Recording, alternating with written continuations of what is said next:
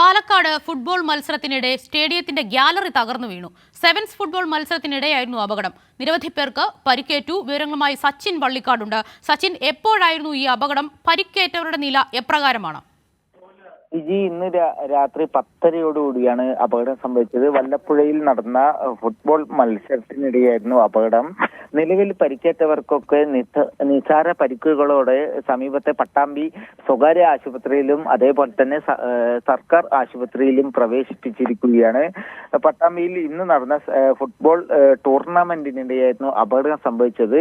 നിലവിൽ ആരുടെയും പരിക്ക് ഗുരുതരമല്ല എന്നാണ് പട്ടാമ്പി CI അറിയിച്ചിട്ടുള്ളത്. ഇന്ന് രാത്രി വൈകിട്ടോടുകൂടിയാണ് ഫുട്ബോൾ മത്സരം ആരംഭിച്ചത്. നിരവധി മലപ്പുറത്ത് നിന്നടക്കം നിരവധി പേരാണ് ഈ മത്സരം കാണാൻ വേണ്ടി എത്തിയത്. അധികമായി എത്തിയ ആളുകളുടെ ഒരു ഭാഗമായിട്ടാണ് ഒരു സ്റ്റേഡിയത്തിലെ ഗാലറി തകരാനുണ്ടായ സാഹചര്യമെന്നാണ് പട്ടാമ്പി പോലീസ് ഇപ്പോൾ അറിയിച്ചിട്ടുള്ളത്. സച്ചിൻ, രണ്ട് കാര്യങ്ങൾ. ഒന്ന്, സംഘാടകരുടെ ഭാഗത്തു നിന്ന് ഇത് സംബന്ധിച്ച ഏതെങ്കിലും തരത്തിലുള്ള പ്രതികരണങ്ങൾ ഉണ്ടായിട്ടുണ്ടോ?